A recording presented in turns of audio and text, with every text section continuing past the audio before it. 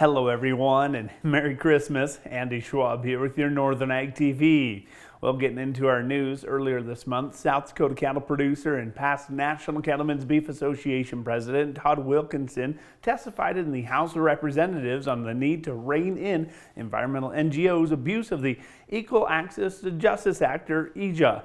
In his opinion, or his opening testimony, I should say, Wilkinson noted that since 1995, there's been a spike in litigation that targets grazing on public land. Over the last 30 years, radical environmental groups have become repeat litigants, making sweeping procedural claims to see what will stick. And in some cases, they hope to prevail in just one of their many wild claims. And in other cases, they sue with clear objective to force the agency into a settlement agreement to force policy change, which is usually to the disadvantage of the affected community. It took us a decade working with Congress to restore basic transparency to EAJA. What we've seen since 2020 is a clear need to make reforms.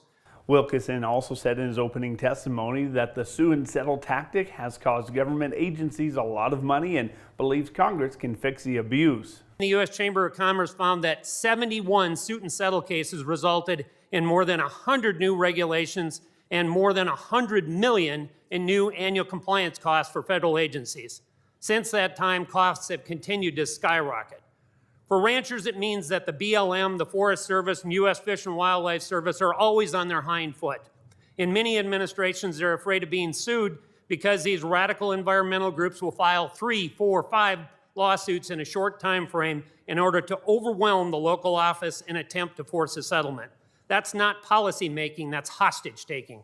Now, during the question and answer portion of the hearing, Wilkinson pointed out how the producer is one of the most impacted by the actions. Farmer or rancher who is America's true environmentalist cannot graze their land or operate because the federal government or the federal agency involved can't make a decision because they're tied up in court. That affects their very livelihood.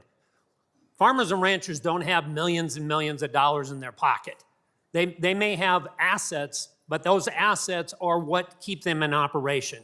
And when they're tangled up in court over procedural issues, they're effectively forced off the very ground that they need in order to exist. Now, the Public Lands Council is recommending Congress to cap awards for serial litigants, reform the EAJA eligibility for who is able to apply for the support, and find a way to provide more regular oversight. Well, that's going to do it for today's Ag TV. I'm Andy Schwab. Have a great rest of your day and a Merry Christmas.